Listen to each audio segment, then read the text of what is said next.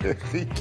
Bonjour, parce que Frédéric est déjà venu pour refeuilleter les quotidiens avec nous et vous dire ce qu'il y avait en une et à l'intérieur dans ces pages dites d'actualité. On va s'intéresser aux pages culturelles. Oui, et des sorties d'abord à faire avec les enfants, parce que le Parisien aujourd'hui en France vous propose une sélection de restaurants. Regardez ces restaurants ici à gauche, où vous pouvez aller, chers parents, avec vos enfants. Mais vraiment, il y a des aires de jeu incroyables. Vous voyez, ici à gauche, c'est ce bateau pirate. C'est dans un resto, c'est à Villecrène, dans le Val-de-Marne.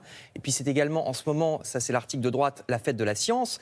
Le journal fait la liste de tout ce qu'il y a à faire à ce propos avec les enfants. Donc des illusions d'optique à Saint-Quentin en Yvelines, les pouvoirs de la nature au Jardin des Plantes à Paris. Ou bien, j'aime beaucoup ce truc-là, c'est à la Villette, dans la Cité des Sciences. Vous apprendrez pourquoi dans les contes, par exemple, Hatchoum éternue, comment ça se passe un éternuement.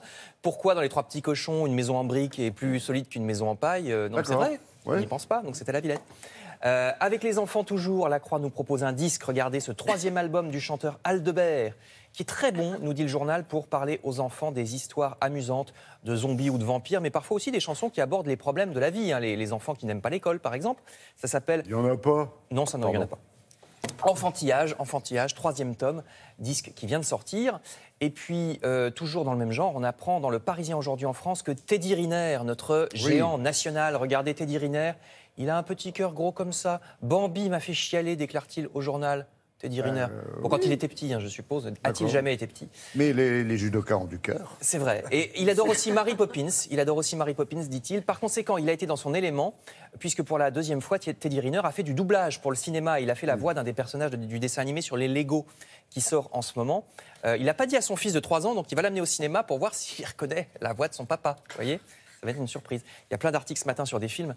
Puisqu'on est mercredi, vous lirez par exemple dans le Figaro ou Libération la critique de Numéro 1. Vous savez, le film avec Emmanuel DeVos qui incarne une PDG en proie au machisme plus ou moins assumé dans ce milieu des grands capitaines d'industrie. Libé trouve que ça aurait pu être un petit peu plus caustique, à la fois contre le machisme et puis contre le mépris de classe, souvent exprimé par les classes dirigeantes. Et le Figaro parle aussi dans un autre article d'un sujet assez proche, le harcèlement que subissent certains salariés de la part de leurs collègues ou de leurs supérieurs, spécialement le harcèlement sexuel. Il y a un film ce soir sur notre antenne qui évoque ce sujet, ça s'appelle Harcelé, et ça montre... Avec un débat également, animé par Marie Drucker. Les dossiers de l'écran. Ça montre le côté progressif. Au début, le harceleur qui est juste un petit peu dragueur, même assez charmant, et puis petit à petit, ça devient de plus en plus insistant jusqu'à envahir complètement. Une femme sur 5 est concernée, exactement, en 20%. France. Exactement, et la femme qui ne sait plus du tout comment en sortir. Film, donc ce soir à 20h50 sur la 2. Enfin, je retourne aux pages du Parisien aujourd'hui en France avec cette fois un film sur Van Gogh, plutôt autour de Van Gogh, film d'animation qui reprend, vous voyez, le style du grand peintre et fait revivre ses tableaux. Film donc à voir en famille, c'est aussi bien pour les parents que pour les enfants.